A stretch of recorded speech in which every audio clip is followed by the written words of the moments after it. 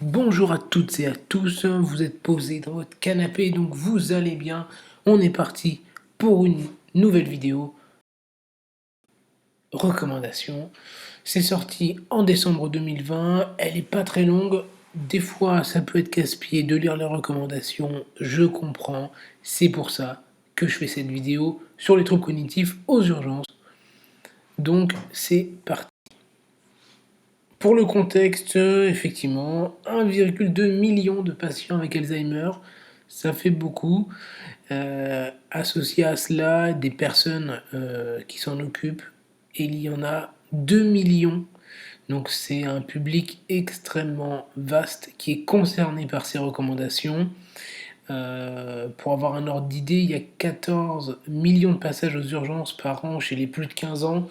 Donc on va être confronté à ce genre de patients, on est confronté quotidiennement à ce genre de patients et de plus en plus en raison du vieillissement de la population qui se veut polypathologique, avec évidemment des troubles cognitifs. Parfois les situations sont plus complexes, il y a en plus une forte iatrogénie. Bref, ça rend la prise en charge plus longue, en général 2 fois plus longue, avec des patients qui sont incapables de communiquer ou qui communiquent difficilement, qui ont une difficulté par ailleurs à nous donner les antécédents, à évoquer les plaintes et un stress qui est difficile à percevoir. Donc tout ça fait en sorte que plusieurs solutions ont décidé d'être mises en place, comme les infirmières de nuit, parfois en EHPAD pour renforcer, ça c'est dans certains établissements. Il peut y avoir aussi des admissions directes. Je ne vais pas m'étaler sur ce qui est possible de faire et ce qu'il existe et ce qui est décrit dans les recommandations, si ça ne sert pas pour les ECN particulièrement. Donc il développe une partie qui est intéressante, peut-être c'est la plus intéressante en fait, c'est comment repérer les personnes avec les troubles cognitifs. Donc pour ça, il suggère principalement de tester les patients rapidement aux urgences. Euh, alors il faut essayer de peser l'intérêt d'effectuer ces tests dans un contexte de confusion. Parfois ça devient très difficile, voire impossible d'évaluer une véritable démence sous-jacente. Sachant qu'une personne avec des troubles cognitifs eh ben, se rend aux urgences de manière assez fréquente pour tout un tas de motifs, des chutes, une iatrogénie, ça peut être une dénutrition, un maintien à domicile complexe dans un contexte socio-économique parfois aussi complexe. Se surajoutent des infections parfois.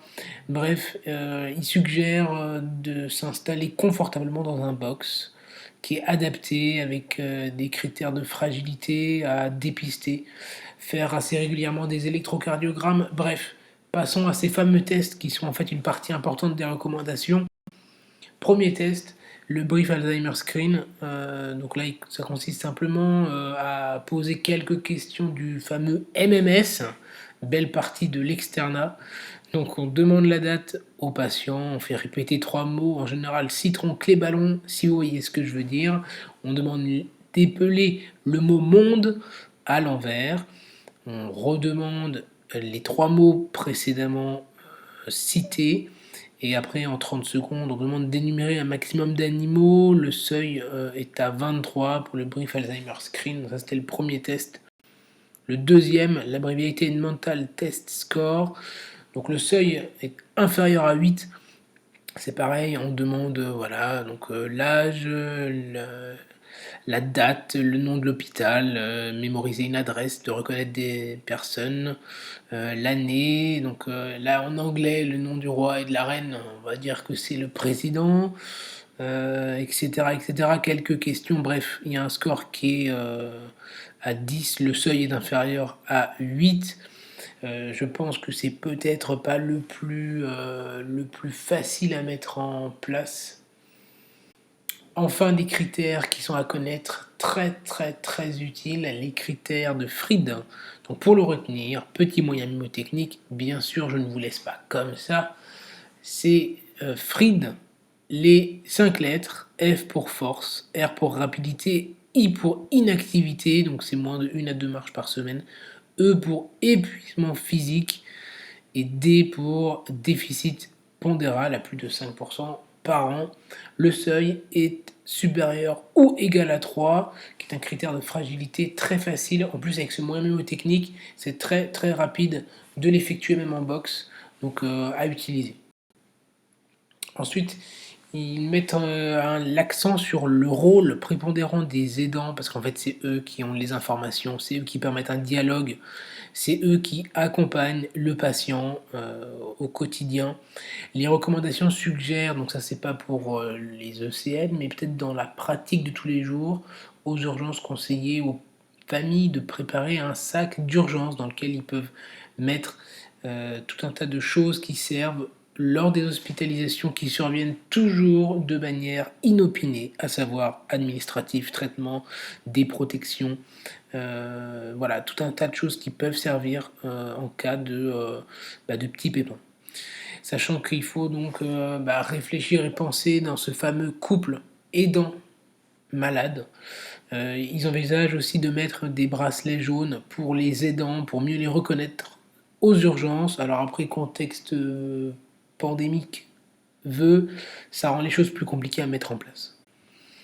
Ils mettent aussi un accent sur la formation des professionnels, puisqu'évidemment, ça peut être compliqué de repérer les troubles cognitifs aux urgences. Il faut évaluer la fragilité, donc critère de Fried à plus. Comment faire en pratique, surtout de la réassurance. Encore une fois, ils insistent sur l'aidant à côté du malade, si possible.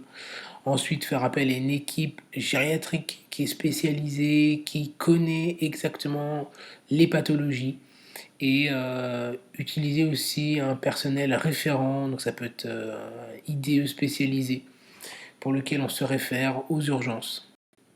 Enfin, les deux derniers points qui sont assez rapides et à mon avis succincts dans leur intérêt, adapter l'espace, alors ça va de soi, mais bon, c'est compliqué dans des locaux qu'on peut difficilement modifier, donc à savoir adapter l'espace, le contexte visuel, olfactif, sonore, mais bon, ça reste encore une fois compliqué.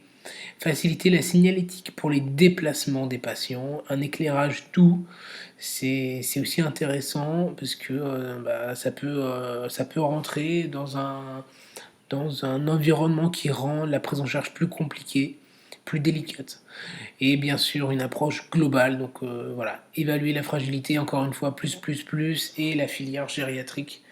Merci à nos collaborateurs gériatres qui travaillent toujours avec nous aux urgences.